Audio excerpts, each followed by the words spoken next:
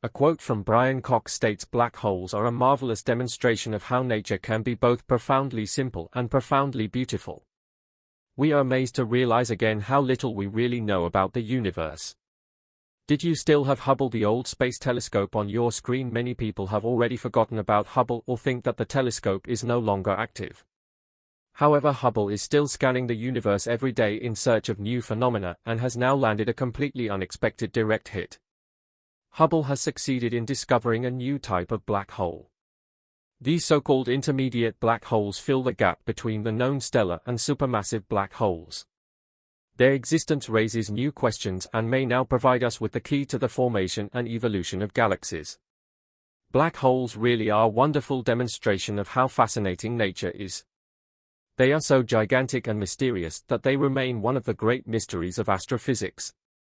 Until recently, only two types of black holes were known: stellar black holes formed by the collapse of massive stars, and supermassive black holes, which are millions to billions of times heavier than the Sun and are located in the centers of galaxies.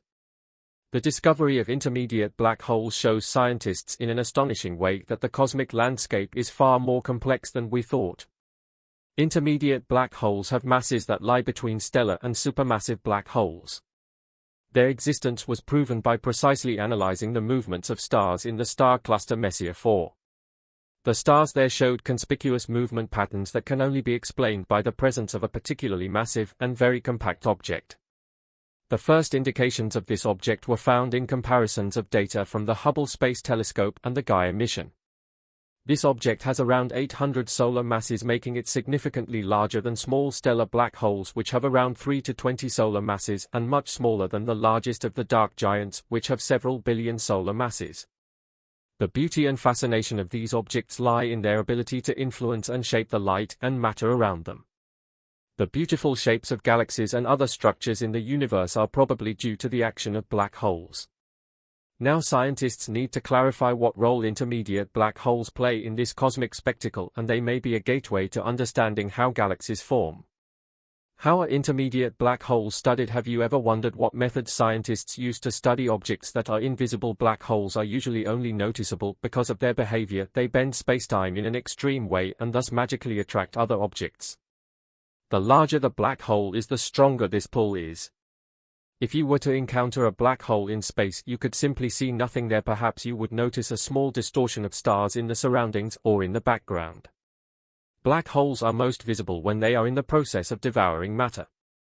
If you were to see matter accumulating in a large circle and becoming increasingly distorted, you might think that a black hole is devouring a meal. Researchers use spectroscopy to determine the radiation of light and gases from stars or other objects orbiting the black giants. Thanks to this method, we know quite well what mass the black holes have and where exactly they are located. Scientists also detect intermediate black holes, or IMBHs for short, using the gravitational lensing effect. When an IMBH passes in front of a distant light source, its gravity bends the light from these sources, making them appear brighter and distorted. These distortions are perfect for determining the mass and position of an IMBH. These days, researchers are increasingly relying on more and more technological advances. The Hubble Space Telescope has already proven that it can detect and analyze numerous black holes. However, the new James Webb Space Telescope and the Chandra X-ray Observatory are even better. They are playing an increasingly important role in identifying and studying these black giants. Both telescopes offer extremely high resolution and sensitivity, and thus provide even the finest details from the surroundings of IMBHs. ESA has also launched the Gaia mission. This satellite maps the positions and movements of billions of stars in our galaxy with unprecedented precision. This data can help to track the movements of stars in the vicinity of an IMBH and thus measure its gravitational influence. Gaia data will now also help to identify other potential candidates for IMBHs in other galaxies. Theoretical astrophysicists use numerical simulations to reconstruct the dynamics of star clusters and the interactions between stars and IMBHs. The simulations should help to understand the formation and evolution of IMBHs and the circumstances under which they can form. We need such models to put our observational data in the right context and to interpret the role of IMBHs in the cosmic interplay of forces and objects. Studying the motions of stars in dense clusters is another method to study IMBHs. The presence of an IMBH influences the dynamics of the cluster by changing the velocity distribution of the stars.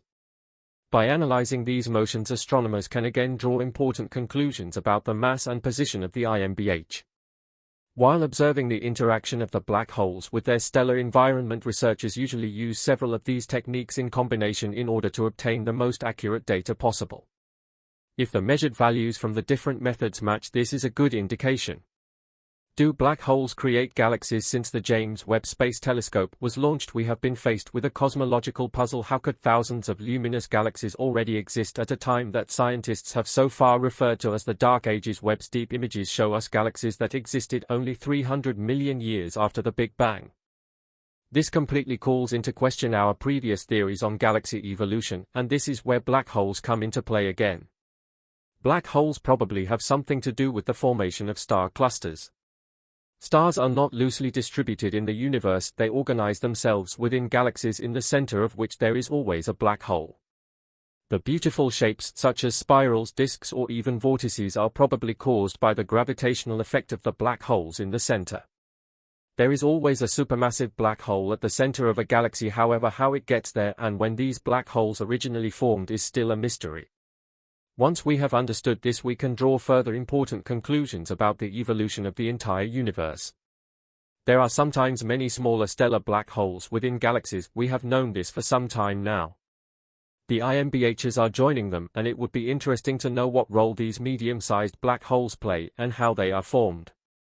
Could they be the merger of smaller stellar black holes, or do they form a category of their own? What is certain so far is that the gravity of IMBHs influences the structure of star clusters and promotes or inhibits star formation in their vicinity.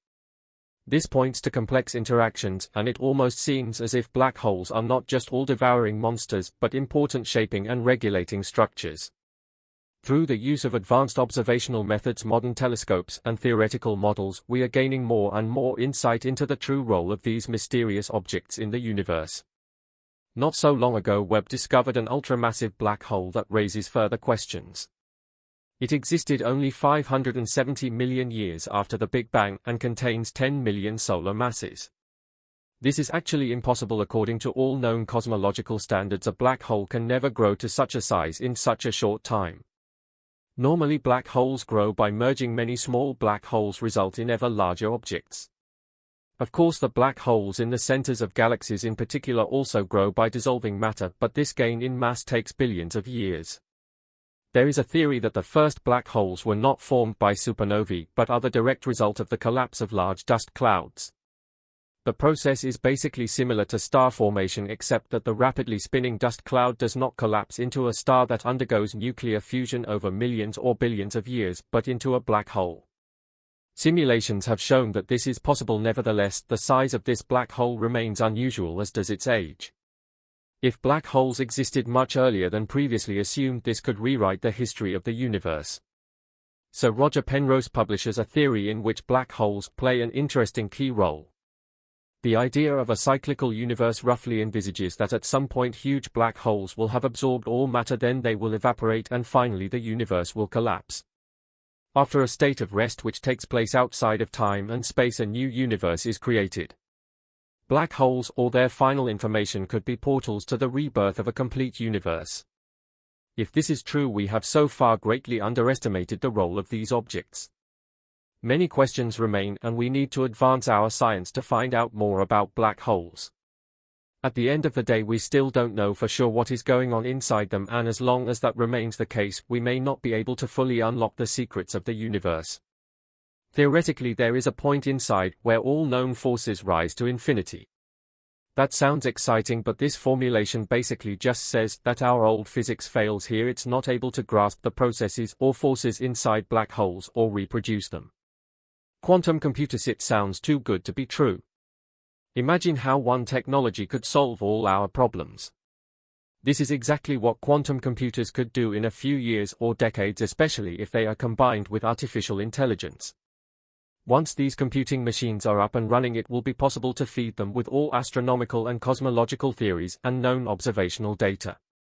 Quantum computers should be so powerful and intelligent that they can show us exactly what we are doing wrong. Quantum computers combined with AIS may even be able to unlock all the secrets of the universe and tell us what is going on inside a black hole.